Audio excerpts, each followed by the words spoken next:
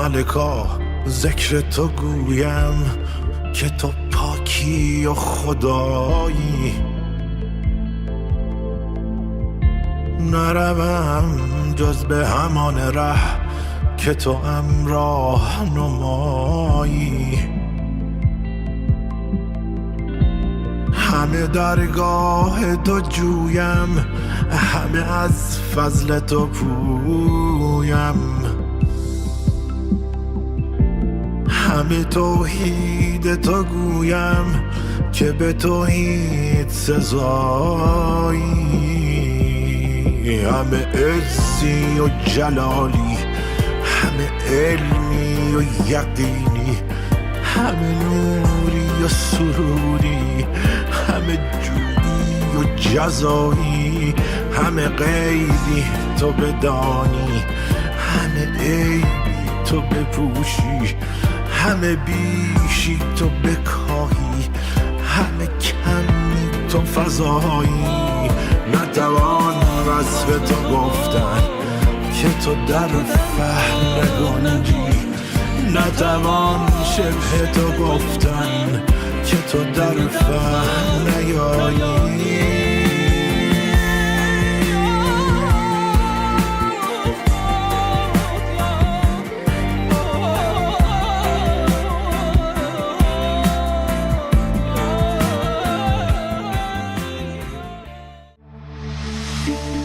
تجربه نزدیک به مرگ، پدیده‌ای به قدمت تشریف انسان در مهبط تن، حالتی که فرد به یک باره از کالبد برون می شود و پس از مشاهده فرازی از بیکرانه های عالم غیب به منزل جسم باز می گردد.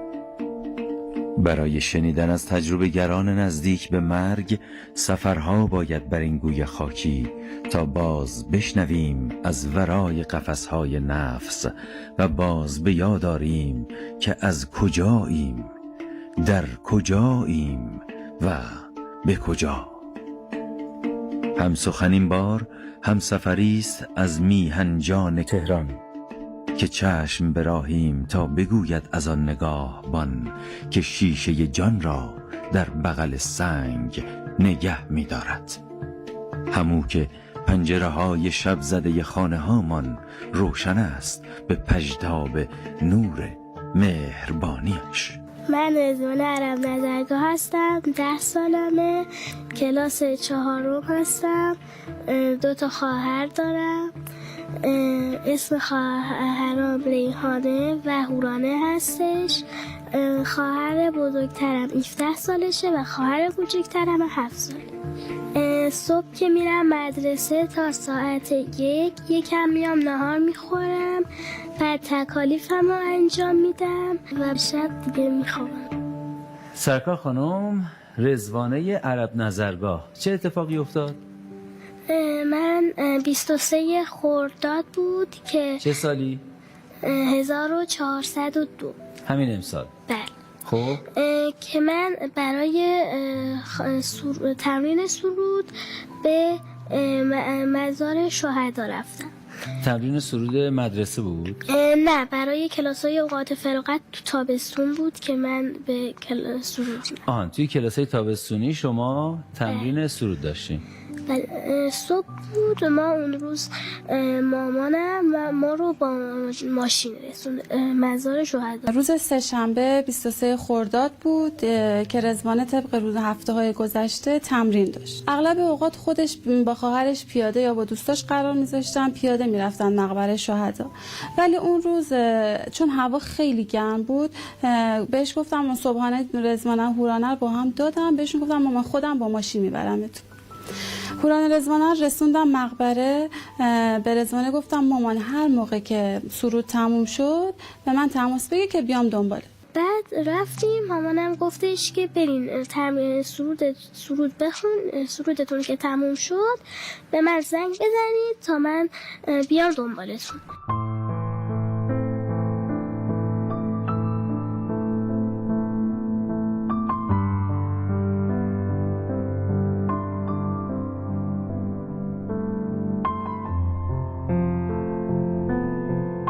یه عشق مشترک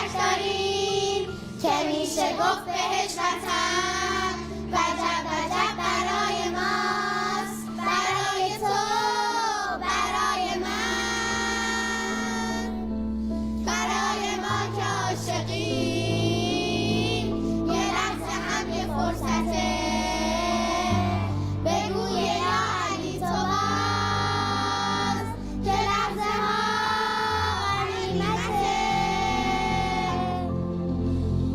تو زندگی تو هر بزنگاه آماده باش، تا آخر راه آزاده باش، به رسم زینب آزاده باش. تو زندگی تو هر بزنگاه آماده باش، تا آخر راه آزاده باش، به رسم زینب آزاده باش. ما هم دیگه داستان شروع کردیم، سرودمون رو خوندیم. دور آخر خانوممون گفتش که این دور آخر بخونین، بعد دیگه برین خونه‌هاتون. ما اومدیم دور آخر رو شروع کردیم. آخرای سرود بود که من انگار حالم بد شد. من خانوممون پشت سرم بود، اومدم از دستش بگیرم ولی نتونستم. انگار اومدم از دستش بگیرم، انگار دیگه نفهمیدم چی شد. اون موقع که دیگه نتونستم دستش رو بگیرم، یه چیزی از من مثل سایم اومد بالا.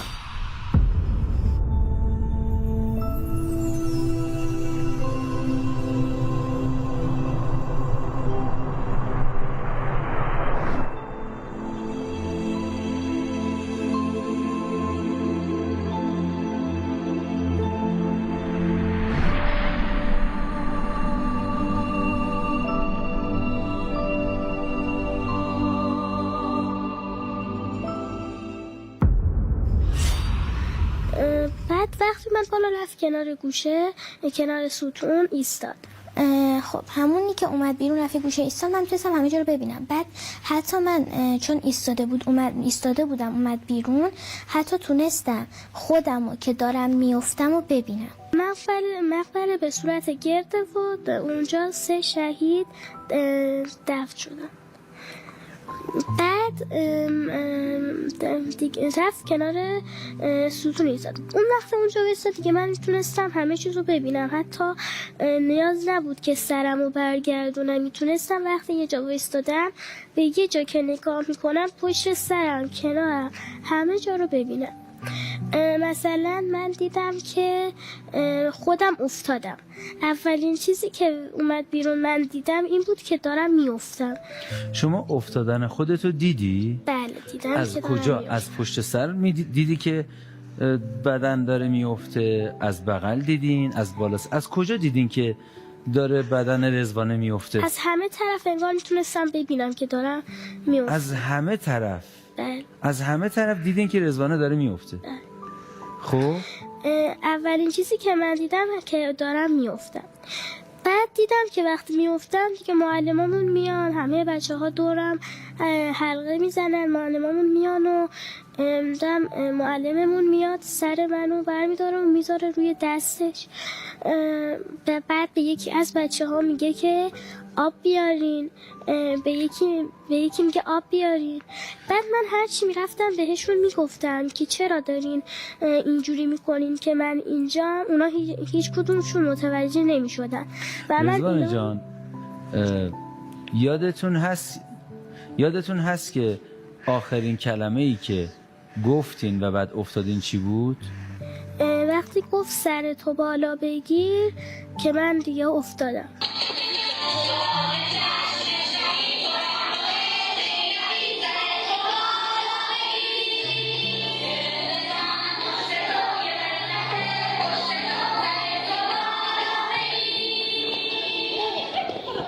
بعد دیدم که آب میخوان. بعد من رفتم زدم سر شونه خانم علی اکبری و گفتم آب چرا میخوای؟ من که اینجام. علی اکبری. خانم علی اکبری کیه؟ معلم گروه سرودمون. معلم گروه سرود. زدین روشونش گفتین چرا آب به من میدین؟ بله چرا آب میخواید؟ من که اینجام، ولی ایشون اصلا متوجه نمیشدن.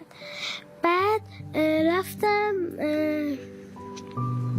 زدم به سر شونه اون کسی که داشت میرفت آب بیاره و گفتم چرا میخوای بری آب بیاری؟ من که اینجام.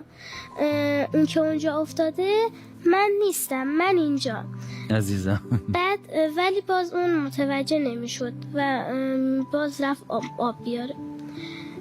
شما موقعی که این اتفاقا میافتاد و خانم علی اکبری توجه نمیکرد، اون یکی توجه نمیکرد، حس و حالتون چی بود؟ من انگار نگران بودم چرا مثلا اینا جوابم نمیدن. نگران بودین؟ بله که چرا جوابمو نمیدن؟ چرا جوابمو نمیدن یا مثلا متوجه نمیشه. بچه آهویی با مادرش دنبال آب میگشتند. آنها همه بیابان را گشتند. اینجا آب نبود، آنجا آب نبود. خسته که شدند پاهای بچه آهو شروع کرد به لرزیدن. دیگر نمیتوانست جلوتر برود، اما گوشهایش خسته نبودند. خوب میشنیدند. یکهو بچه آهو گفت از آن دور دورها صدای چک چک آب میشنوم. رضوان خانم کجا بودی شما اول قبل از اینکه بیفتی؟ قبل از اینکه بیفتم بلندتر صحبت کنی؟ قبل از اینکه بیفتم من اینجا بودین. خب بعد که شما اینجا بودین اول؟ من اینجا بودم. شما اونجا بودین. خب بعد که افتادین چی شد؟ من اینجا واسطاده بودم. قبل از اینکه من بیفتم وقتی چشام داشت تار میرفت یه چیز از من اومد بیرون و رفت گوشه اون ستون واسطاد. گوشه اون ستون؟ من یه چراغ قوه دارم، ببین این دکمه‌شو که بزنی این روشن میشه. بگیر. خب کجا وایسادی شما؟ من اینجا واسطاده بودم. اینجا وایساده بودی. بله. صاف رفتی یا رفتی بالا اومدی پایین؟ چی حرکت مستقیم رو زمین رفتی یا یهویی رفتی اونجا؟ اصلا نفهمیدم. راه رفتی اصلا نفهمیدی؟ یهویی رفت نفهمیدم چی شد. اینجا یه لحظه بودی؟ بله. بعد یهو اونجا بودی؟ بله. متوجه نشدی که چطور رد شدی؟ نه متوجه نشدم چجوری این از اونجا رد شد رفت اینجا. نفهمیدم پرواز کرد راه رفت چی نفهمیدم. بعد اونجا که بودی رو زمین بودی یا فاصله داشتی؟ یا رو زمین بودی؟ نه رو زمین بودم. رو زمین بودی. خیلی خوب. بعد خب حالا اینو به من بدین. ادامه موضوع ایشون افتاده زمین، درسته؟ کجا افتادن؟ شما چه کار کردین؟ من اینجا ایستاده بودم زمانی که رضوانه اینجا گروه سرود همه اینجا بودن؟ بله تمام دور تا دور مقبره گروه سرود بچه هامون وایساده بودن. بعد منم اینجا گوشیم وصل به میکروفون بود که آهنگ سرود پخش میشد. زمانی که رضوانه به شدت خورد زمین، کلا مستقیم خورد زمین، من کامل روبروی رضوانه بودم. این محکم که خورد زمین گوشیمو پرت کردم و گوشیمو که پرت کردم دویدم یا خدا یا امام حسین یا امام رضا. این سه تا کلمه از دهنم اومد بیرون. بعد اینجا رضوانه که اینجا بود، دقیقاً رضوانه این نقطه رضوانه رو گرفتم. ببینید یک حالتی بود که اون اثر رو ببخشید لحظه اینجوری افتاده دیگه، درسته؟ بله. خب دقیق رضوانه اینجا خورد زمین. رضوانه رو طوری بغل کردم که روم کامل این طرف بود، رضوانه اینطوری بغلم گرفتم. حالا چرخش رضوانه که اینجا خورده بود زمین، من اینو چطوری بغل کردم و دقیق حضور ذهن ندارم. رضوانه اینطوری توی بغلم گرفته بودم و اینطوری نشسته بودم و تکونم نمیخوردم چون واقعا فکر میکردم که ضربه خیلی شدیدی به این وارد شده. خب این الان این سر بچه رو دست شماست دیگه؟ چشما این طرفه، درسته؟ بله دقیقاً روبروی من. خب رضوانه خانم شما گفتی الان که اینشون اینجوری گرفت شما رو، اینجا نبودی دیگه، اونجا بودی یا اینجا بودی؟ کجا؟ اونجا. برو همونجا واسه کجا بودی؟ خب اینجا بودی شما، درسته؟ حالا چیزایی که میدیدی بگو، چی میدیدی؟ من اینجا واسطه بودم دیدم. یکم بلندتر صحبت کن. اینجا واسطه بودم دیدم هلما اینجا واسطه. هلما اینجا وایساده؟ بله. خب دقیقا. اینجا؟ بله. ببخشید اون سبد رو بیاریم. شما همونجا که خودت بودی واسا؟ یکم جلوتر. هلما اینجا بود؟ یکم جلوتر. اینجا؟ بله. خب شما خودت اونجا وایسا. بعد من هلما اینجا وایساده، صورتش کدوم وریه؟ رو به خانم علیه. یعنی اینجوری درسته؟ بله. هلما اینجوری وایساده بود. بله. خیلی خوب. شما همونجوری که بوده بیستین. البته اینطوری که من نشسته خب الان هلما اگه اینجا باشه، ببینید اینو نگاه کنید، این هلما اینجا رو میبین، نگاه هلما اصلا نمیتونه صورت شما رو دیده باشه. شما اگه چشات بازم بود نمیتونستی هلما رو ببینی، درسته؟ خب هلما چی کار میکرد؟ هلما به این صورت آستین چادرشو داخل دهانش کرده بود و دندوناشو روی هم فشار میداد. من یه جا واسطاده بودم میتونستم همه جا رو ببینم و حتی میتونستم داخل دهان هلما رو که داره دندوناشو فشار میده رو ببینم و به این صورت دندوناشو فشار میده. آها، با اینکه هلما اینجا بود شما از جلو میدیدین. با اینکه هلما اینجا بوده شما اینجا بودی، از جلو صورت هلما رو میدیدی که داشت این کارو میکرده. بله. الان اینجا صورت رضوان خانم رو به خانم علی اکبریه. بله تو بغلشه. تو بغلشه. بله. هلما پشت سر ایشونه. بله. اینجاست. شما درست. هلما خانم رو دیدین؟ بله هلما. خیلی خوب. بله. شما رو به هلما بودید. الان اینجا نه خانم علی اکبری و نه حتی اگر رضوان خانم چشاش باز باشه، نه رضوان خانم میتونه هلما رو ببینه. بله. نه ایشون، ولی شما میتونستید. بله من مشرف بودم میدیدم. خب شما بفهمید که هلما کارهایی که الان ایشون میگن انجام میداد چی کار میکرد هلما؟ غیر هلما اسکندری هم بود، خواهرشون هورا بود، اینا تمام گریه میکردن. ایشون میگن که هلما خانم که در تو مسیر دید شما بوده، بله. میگن اینجا ایستاده بود، آستینش رو بله گاز میگرفت، گریه میگرفت به شدت، یعنی خودش می‌خواست کنترل بکنه. بعد دیدم بالا که انگار نور داره میخوره به تمام کسایی که زیر مقبره هستن. نور از کجا؟ از بالا، انگار از طرف سقف مقبره که گرده اینجوری از یه جا میخورد، ولی انگار به صورت شاخه‌ای از یه جا به چند جا میخورد. چه رنگی؟ سفید. نور سفید. بله. از یک جای سقف مقبره شاخه‌ای پخش میشد به همه جای ما. به همه میخورد. به همه میخورد. بله. خب بعد بیرون از مقبره رو دیدم که بعد نزدیک 2 یا 3 نفر داشتن از کنار مقبره رد می‌شدن. بعضیاشون سفید بودن، خیلی سفید و نورانی بودن، ولی بعضیاشون نه، خیلی سیاه و زشت بودن. زشت بودن؟ بله انگار سیاه بودن. اینا چی بودن؟ آدم بودن؟ بله آدمایی که رد می شدن، بعضیاشون نورانی بودن ولی بعضیاشون از سیاه بودن. بیرون از مقبره یعنی کجا؟ توی خیابون یا تو همون نه کنار جایی که همون چمنا سبزه ها. آره دور برش چمن هست. بله اونجا. از اونجا انگار شهرت می شدن. بعد بعضیشون سفید و بعضیاشون نه سیاه بودن. بعد اون طرف روی صندلی دیدم پورانه نشسته و داره انگار گریه میکنه و نزدیک چند نفر دارن آرومش میکنن و دورش نشستن و آرومش میکنن و اون داره گریه میکنه. بعد رفتم پیشش گفتم پورانه چرا داری گریه میکنی؟ ولی باز اونم متوجه نمیشد که من دارم باهاش صحبت میکنم. اونم متوجه نمیشد. و شما بازم نگران میشدین؟ بله. بعد رفتم دیدم، بعد تو خیابونم میدیدم که بعضی از ماشینا دارن رد میشن، بعضیاشون بعد داخل ماشینا رو میدیدم، داخل بعضی از ماشینا سیاه بودن ولی داخل بعضی از ماشینا نه، سفید و نورانی بودن مثل همون آدما. این دیگه اون طرف دیوار بود؟ بله تو خیابون.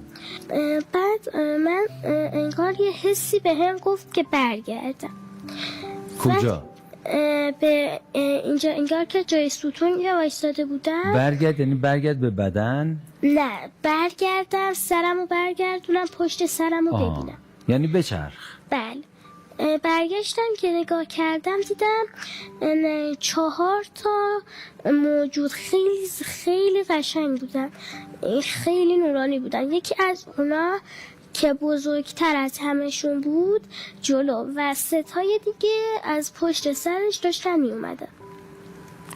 اینا اومدن بزرگتره، اونی که از همه بزرگتر بود و خیلی نورانی تر از همشون بود اومد کنار من وایستاد و اون 3 تای دیگه رفتن کنار هر مزار وایستادن.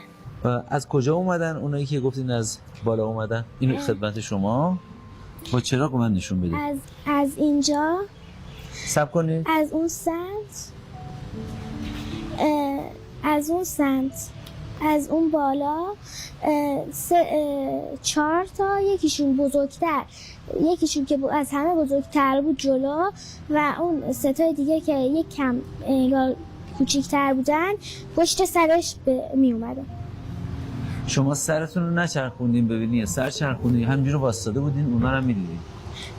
نه، من یه لحظه سرم رو چرخوندم. به این طرف. انگار یکی بهم گفت سرتو بچرخون که من چرخوندم. یک کسی گفت سرتو بچرخون. انگار یکی گفت سرتو بچرخون و من چرخوندم. این یک کسی رو ندیدین، فقط شنیدین که گفت؟ نه، مثلا اینجوری نبود که بگی سرتو برگردون. انگار یه چیزی بهم گفت سرتو برگردون، پشتتو نگاه کن. صدا نبود؟ نه. ولی انگار فهموند به شما. بله. یکیشون که از همه بزرگتر بود اومد اینجا کنار من وایستاد. اینجا؟ بله، اینجا کنار من وایستاد. اینجا ایستاد. خب و اون 3 تای دیگه هم کنار هر کدوم از این قبرها وایستادن. خب کجای قبر وایستادن؟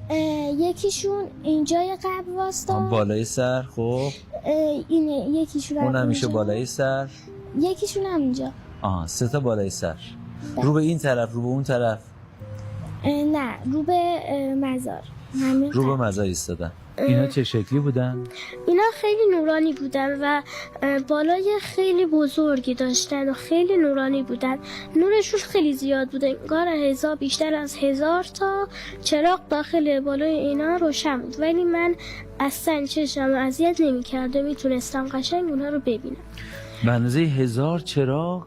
بیشتر از 1000، ولی اصلا چشم منو اذیت نمی‌کرد. بیشتر از 1000 چراغ ولی چش اذیت نمی‌شد؟ نه، من میتونستم قشنگ ببینم. اونی که از همه بزرگتر بود و کنار من وایستاده بود اومد زیر پای من و منو برد بالا.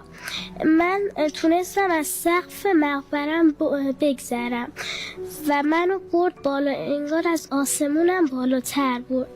انقدر سرعتش زیاد بود که من بین راه هیچی نمیتونستم ببینم جز رنگ آبی، هیچی نمیتونستم ببینم، انقدر سرعتش زیاد بود. وقتی که میبرد بالا هوا خیلی خوب و خیلی انگار روشن و خیلی هوا صاف بود. برد بالا، یه جای منو گذاشت. زیر پا گفتین؟ زیر پای شما رو گرفت؟ بله، انگار اومد زیر پای من و منو برد بالا. با چجوری گفتید بال داشت دیگه؟ با دستش و بالش یا؟ نه، اینجوری انگار با بالش یه دفعه اومد زیر پای من و منو برد بالا. خب اون سرعتش خیلی زیاد بود، خیلی بالا بود، ولی اون سرعتش انقدر زیاد بود که بگم تو عرض یک ثانیه رسیدی منو برد بالا. منو گذاشت یه جایی، خود اونم رفت یکی کنار من پشت سرم یک گوشه وایساد. بعد اونجا همه جا انگار از یه پرده سبزی پوشونده بودن. سبزش خیلی قشنگ بود و من تا حالا این سبز رو ندیده بودم و الانم تا حالا اصلا این سبز رو ندیدم.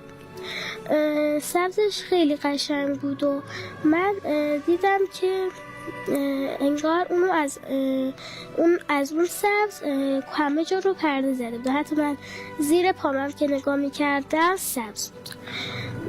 بعد دیدم از دور یه آقای دارن میان به سمت من. اون آقا خیلی نورانی بود، خیلی از اونی که کنار من پشت سر من وایساده بودم حتی نورانی تر بود و نورش خیلی زیاد بود. این آقا اومدن سمت من، بعد واسطادن جلوی من. ایشون لباسای سبزی داشتن و خیلی هم نورانی بودن، انقدر نورانی بودن که صورتشون معلوم نبود. من دیدم که ایشون سرشون رو میگیره بالا و انگار عربی خیلی کم صحبت میکنه. چی گفتن؟ من اصلا عربی ها ندارم و من اصلا نمیفهمیدم که اون آقا چی دارن میگن. در گویش عزیز، زیبا و شریف نیشابور، مشهد و بسیاری از نقاط دیگر خراسان یاد ندارم همونی هست که امروزه رایج‌تر شده میگیم بلد نیستم. من عربی یاد ندارم، یعنی من عربی بلد نیستم. بله؟ من عربی یاد ندارم ولی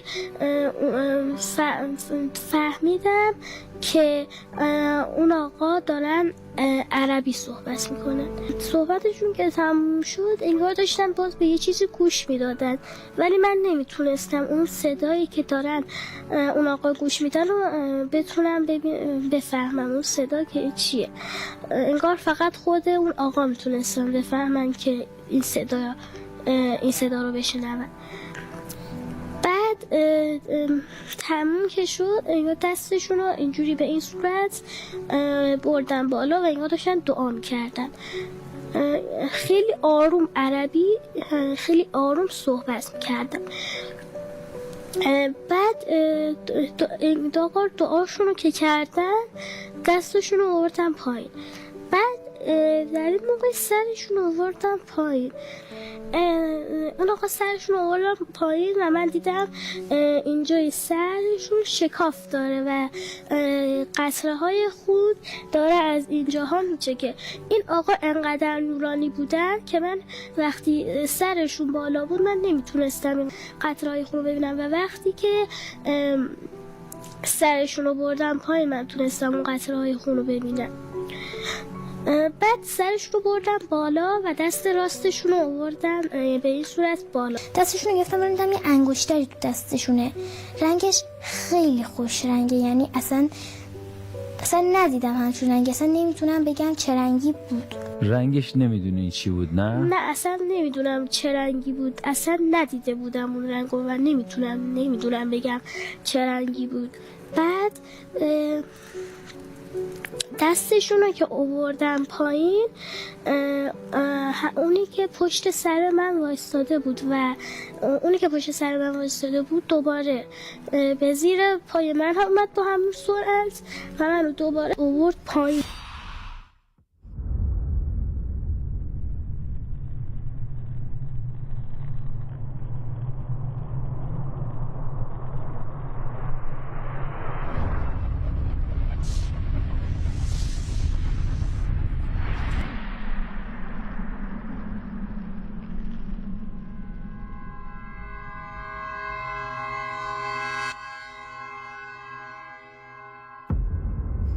من نمیدونم که چی کار کرد، گذاشت، اصلا نمیدونم چی کار کرد، چون من دیگه وقتی آورد پایین دیگه من یه دفعه چشام باز کردم دیگه دیدم خانم علی اکبری بالا سرم.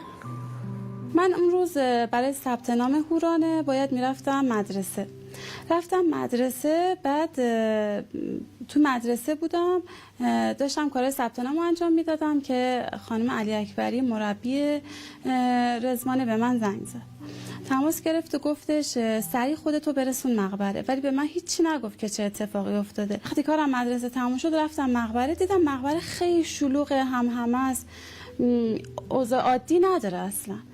از ماشین سریع پیاده شدم، وقتی رفتم دیدم رزوانه بغل مربیشونه روسری سفید سرشه، روسریش آغشته به خون، بچه بیحال افتاده بغل معلمشون. من واقعا خیلی حالم بد شد. مربیش گفت وقتی که افتاده بیهوش بوده، مدت تقریبا 3-4 دقیقه بچه بیهوش بوده. ما وقتی به هوش اومده به تو زنگ زدیم، خاطرمون جمع شده که بچه حالش خوبه، به هوشه، به تو زنگ زدیم. من محل کار بودم. خب هولوش ساعت فکر کنم 10-11 بود. خانمم به من زنگ زدن، تماس گرفتم با من که دیدم پشت گوشی داشتن گریه میکردن، زنگ زده بود. بعد گفتم چی شده خانم؟ دیدم داره گریه میکنه. رضوان حالش بد شده، تو گروه سرود بوده، مثل اینکه افتاده از خورده زمین. بعد گفتم کجا؟ گفت تو مقبره شهدا داشتن سرود میخوندن. دیگه منم گفتم باشه، من الان خودمون برسونم. وقتی رسیدم من بالا سر رضوانه، دیدم روی پاهای خانم علی اکبری مربیشون خوابیده. بعد فقط زیر چونه‌شو من تونستم ببینم، بوسرش دادم کنار. زیر چونه‌شون هولوش تقریبا 1-2 سانت بریده بود. قطرهای خونم داشت از حالا ریخته بود رو لباسشو، داشت قطرهای خون از زیر گلوشو میومد بیرون. بعد دیگه همون لحظه هم که من چون دیر رسیده بودم دیگه تا موقع اورژانس هم اومده بود. اورژانس که اومده بود دیگه کمک کردیم به همراه اورژانس، گذاشتیمش داخل آمبولانس و انتقالشون دادیم به بیمارستان.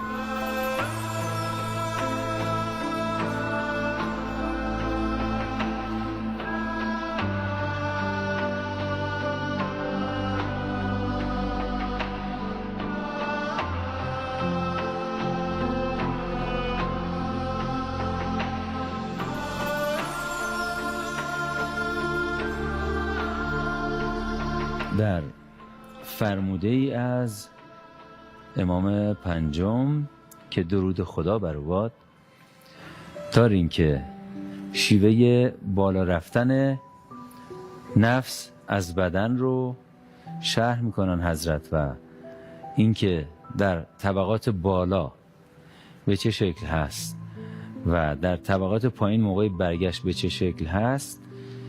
اشاراتی هست که میشه استفاده کرد برای مشاهدات نزدیک به مشاهدات رضوان خانم. اینکه رو به بالا میرفتن نورانی و زیبا بود، رو به پایین که برمیگشتن تیره و هوا چطوری بود؟ انگار مثلا دود بود، اصلا تمیز نبودن، خیلی کثیف و تیره رنگ بود. نفسی تازه کنیم در آسمان زیبای ایران دلم و برگردیم.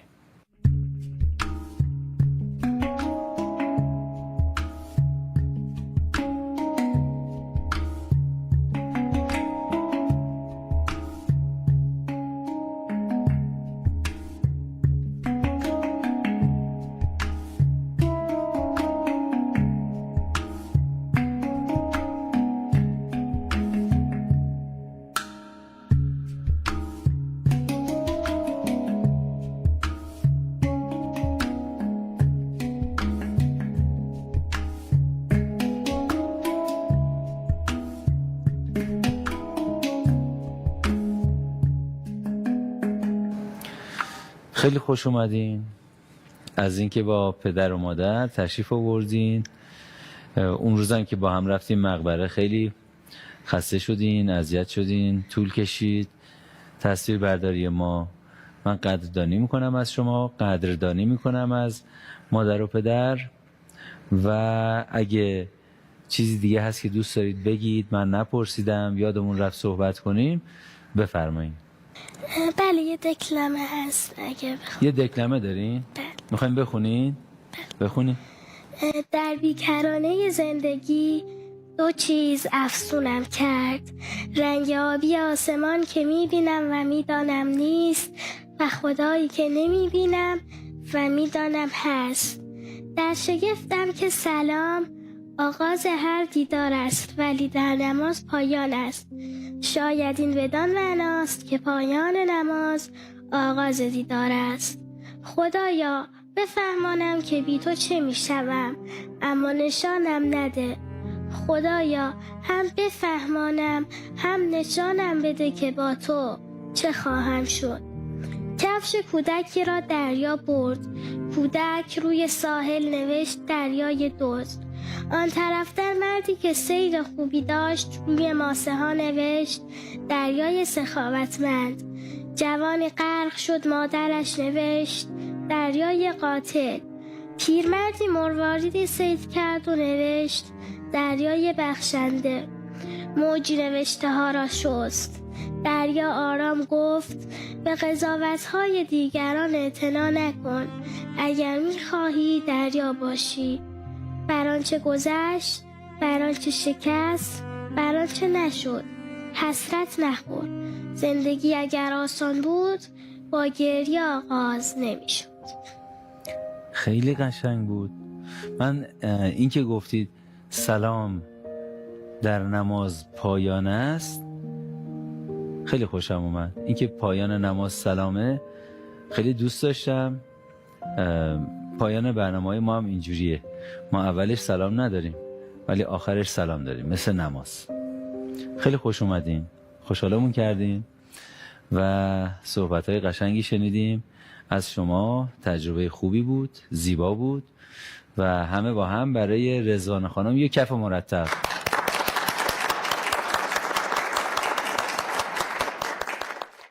خیلی خوش اومدین. قدم روی چشم. در پناه خدا انشالله بازم شما رو، پدر رو، مادر رو زیارت کنیم. خیلی خوش اومدین. بفرمایید. قدم روی چشم.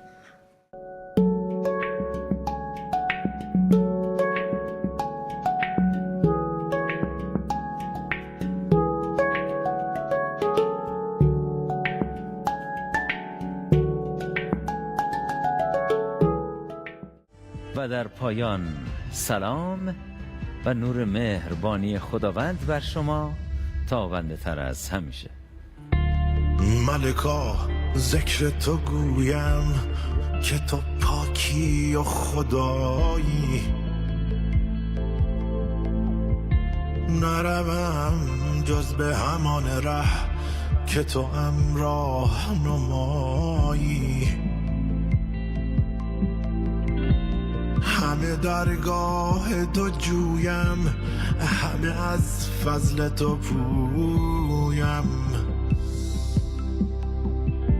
همه توحید تو گویم که به توحید سزایی. نتوان وصف تو گفتن که تو در فهم نگنجی. نتوان شبه تو گفتن که تو در وهم نیایی. نبودین خلق و تو بودی، نبود خلق و تو باشی. نه به جنبی نه به گردی، نه به کاهی نه فضایی. همه عزی و جلالی، همه علمی و یقینی، همه نوری و سروری، همه جودی و جزایی. نتوان وصف تو گفتن که تو در فهم نگنجی. نتوان شبه تو گفتن که تو در راه نیایی. نتوان وصف تو گفتن که تو در فهم نگنجی. نتوان شبه تو گفتن که تو در راه نیایی.